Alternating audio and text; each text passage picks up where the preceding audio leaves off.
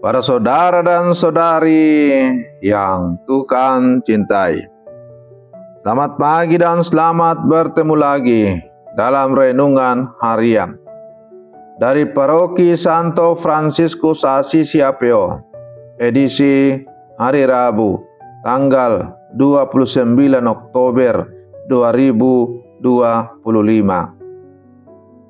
Dalam masa biasa yang ke-30, mengawali hari yang baru ini, kita hendak mendengar dan merenungkan sabda Tuhan. Marilah sebelum kita mendengar dan merenungkan sabda Tuhan, kita berdoa. Dalam nama Bapa dan Putra dan Roh Kudus. Amin. Allah Bapa yang Maha Kudus, Engkau menguatkan kami dengan Roh Kudus-Mu untuk menghadap hadirat-Mu. Tunjukkanlah kepada kami jalan menuju kebahagiaan sejati. Bersabdalah ya Tuhan, kami siap mendengarkan.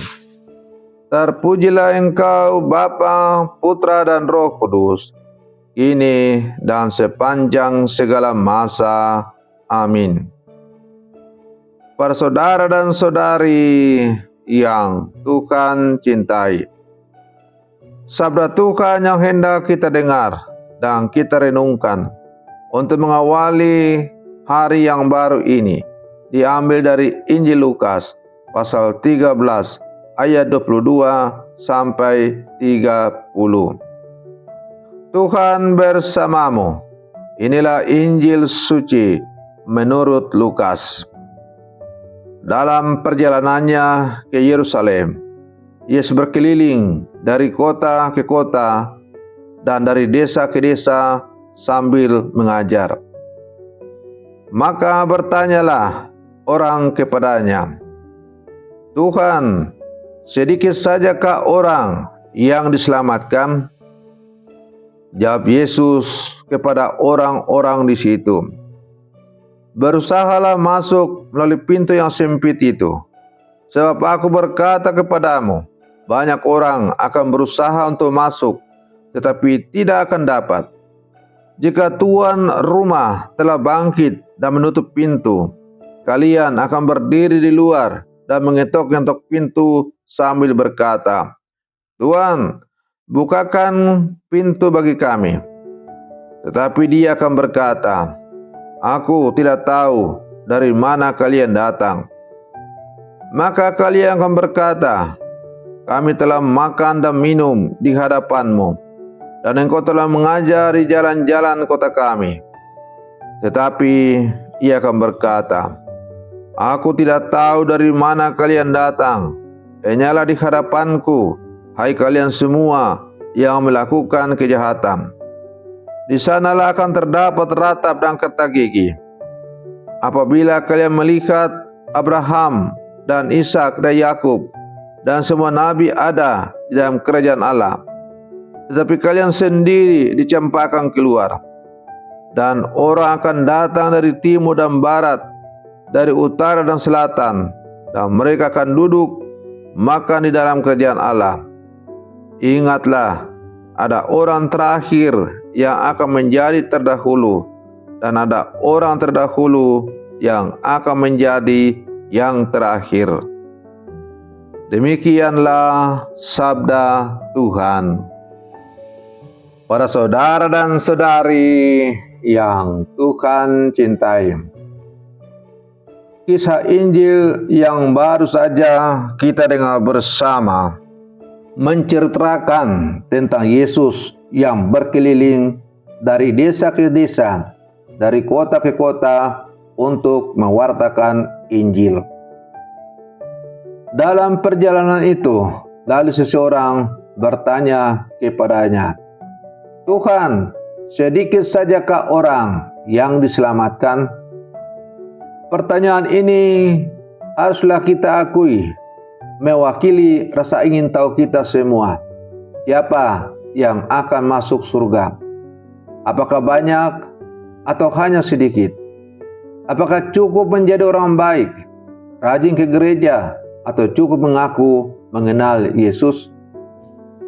Namun, Yesus tidak menjawab dengan angka atau statistik.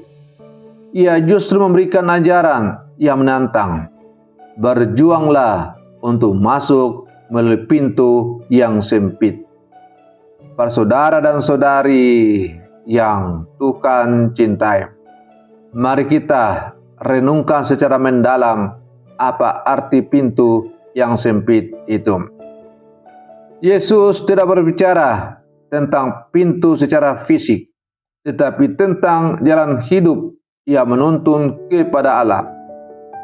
Pintu sempit itu adalah jalan salib, jalan kasih yang berkorban, jalan ketaatan kepada kehendak Bapa.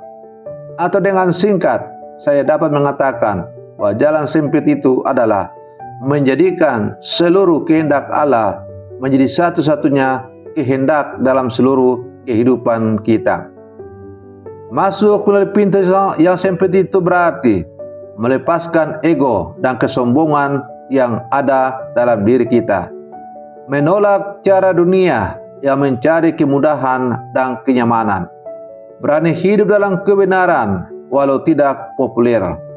Berani menyuarakan suara kenabian untuk menentang ketidakadilan dan penindasan dalam hidup. Dengan kata lain, pintu sempit adalah Kristus sendiri. Ia berkata, "Akulah pintu, siapa masuk melalui aku, ia akan selamat." Maka untuk masuk ke dalam kehidupan kekal, kita tidak cukup tahu tentang Yesus. Kita harus hidup bersama dan seperti Yesus. Para saudara dan saudari yang Tuhan cintai, dalam bacaan Injil tadi kita mendengar lebih lanjut. Yesus berkata dengan tegas dalam perumpamaan tadi, "Aku tidak tahu dari mana kamu datang. Hanyalah dari hadapanku, hai kamu semua yang melakukan kejahatan." Ini ditujukan kepada mereka yang berkata, "Kami telah makan dan minum di hadapanmu, dan engkau mengajar di jalan-jalan kami." Artinya, mereka mengenal Yesus secara lahiriah, ikut perjamuan, mendengar pengajaran, hadir dalam kegiatan-kegiatan gereja, tapi tidak membiarkan hidupnya diubah oleh Yesus. Artinya, seluruh aktivitas kegiatan rohani seperti membaca kitab suci, ke gereja untuk mengikuti misa, doa kombas, terlibat dalam berbagai kegiatan gereja, itu hanya dilakukan secara lahiriah saja, tetapi tidak mengubah hidup ke arah yang semakin sesuai dengan kehendak Allah. Para saudara dan saudari yang Tuhan cintai, mengenal Yesus bukan soal frekuensi kita datang ke gereja, tetapi kedalaman relasi dan ketaatan kita kepadanya. Apakah kita hanya tahu tentang Yesus atau sungguh hidup di dalam Yesus? Yesus juga berkata, "Orang akan datang dari timur dan barat, dari utara dan selatan, dan mereka akan duduk makan di dalam kerajaan Allah." Ini berarti keselamatan bukan milik eksklusif siapapun. Kerajaan Allah terbuka bagi semua bangsa, semua orang beriman yang hidup sesuai dengan kehendak Allah. Entah mereka dari mana asalnya.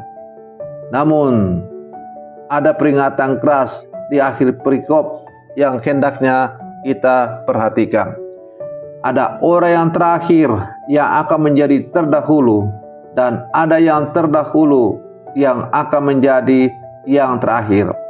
Artinya, status, asal, atau tradisi agama tidak menjamin keselamatan. Yang menentukan adalah pertobatan hati dan kesetiaan untuk selalu berjuang hidup sesuai dengan kehendak Allah. Para saudara dan saudari yang Tuhan cintai, sebagai murid-murid Yesus yang hidup sampai sekarang, mari kita juga berjuang untuk selalu melalui pintu yang sempit itu. Pintu yang sempit itu adalah Yesus sendiri. Dan hidup bersama dengan Yesus, menjadikan Yesus sebagai patron teladan hidup, tujuan hidup kita. Tentu kita akan menghadapi banyak tantangan-tantangan, rintangan-rintangan. Tapi jangan takut. Kalau kita setia di jalan salib Yesus, maka jaminan hidup kekal terpampang di hadapan kita. Maka mari kita berlomba-lomba untuk berjuang melalui pintu yang sempit itu, sehingga pada akhirnya kita juga berkata seperti Rasul Paulus, aku telah menyelesaikan pertandingan dalam gelanggang pertandingan. Selamat pagi, Tuhan Yesus memberkati kita semua.